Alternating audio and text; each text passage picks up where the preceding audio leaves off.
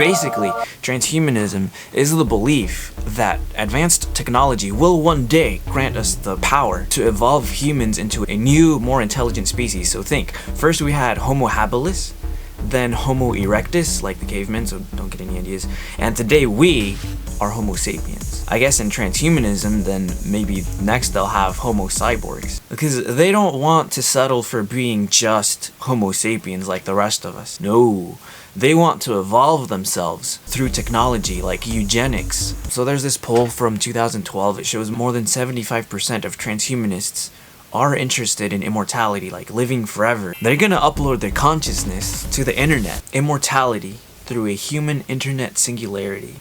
So like, who are these transhumanists anyway? Like, what kind of people are they? Well, some of them are multi-billionaires. Others are world-leading tech scientists. In other words, the people who can actually make this sort of thing happen. Don't get me wrong, it's not every transhumanist that's trying to live forever and never die. Some of them are only in this to get a bionic arm out of it. But again, polls show that the possibility of immortality entices more than 75% of transhumanists. So just think, all those billionaires and all those scientists investing their money, investing their effort for the common goal of man-made immortality. It's almost beautiful. It's still more creepy than beautiful though. The question is when, when will all this happen? Well, not too long ago, Time magazine, they said that experts predict 2045 as the year that immortality is reached. That's just under 30 years from today. It's like your human consciousness as a body hologram with the ability to live on forever and ever and ever and ever in a virtual utopia where transhumanist programmers can do away with things like disease, do away with things like poverty,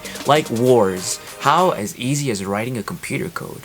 Because your heaven will be a computer-contained virtual world. But while on one hand it does sound crazy, let's just try putting ourselves in their shoes. So like, say it's the year 2089 and like immortality, it's been around for a while, you know? And you're at that elderly age where every night you're wondering if you'll even wake up again. Cause you're old and nobody visits you. You start to worry about death. And after all, it's like, it's only on a deathbed when people start to wonder, what if? But hey, you know what? It's 2089. It's digital immortality is an option for you. What's more, let's say your family and friends are already over there. They all decided to plug in and they said goodbye to their decaying bodies, all for this promise of an eternity in a freaking computer motherboard. But hold up, is there any consequences to this? If you're like me, and you've studied like the ancient prophecies concerning the return of a resurrected Messiah, then by choosing this digital immortality, which is the accomplishment of men, are you not therefore forfeiting your own faith, belief in your God? Are you not forfeiting then the promised heaven of your religion? So then could this immortality machine be the prophesied Antichrist? Well, hold on, dude. You're getting a little too theological there, Danny. Why so eschatological? Because there are people who believe that a pope will be the deceitful Antichrist of Christian theology. We have Americans who predict that like every president they see, they claim is the Antichrist. Listen, I'm not saying they're not corrupt, but these world leaders, have they the ability, the literal ability to literally trap a soul, making souls wish for death, but never having it? No, not literally, they don't have that ability. So, what if the 666, the number of man, won't come from those world leaders? What if the Antichrist, what if the beast that John the Revelator did his best to describe, this beast is none other than a virtual transhumanist mainframe promising immortality? But that's weird, Danny. That's weird. That machine is not even a person. How can this mega computer sit on a temple throne and call itself God if it's a computer? I'll tell you how.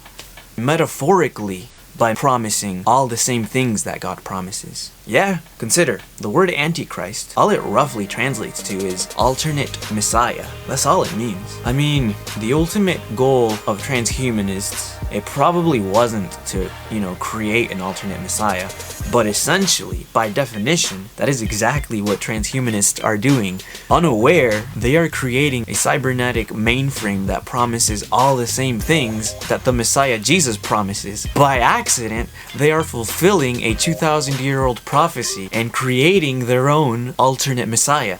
Are we actually gonna live to see biblical prophecy unfold before our very eyes? And am I the only one who sees this odd connection? Because why is no one else talking about this? This is exactly what the biblical prophets warned us about. After all, this future technological beast is the only man-made invention that can eternally hold souls down from ever leaving Earth, from ever entering God's heaven. Like, it's the great deception. After all, only an immortality that is actually scientifically verifiable could ever persuade the entire modern world to plug in. So maybe John the Revelator, who saw into the future, saw that exact machine, this great huge machine, and he found no other vocabulary, because he's like from thousands of years ago, so he found no other vocabulary for it other than the words, the beast.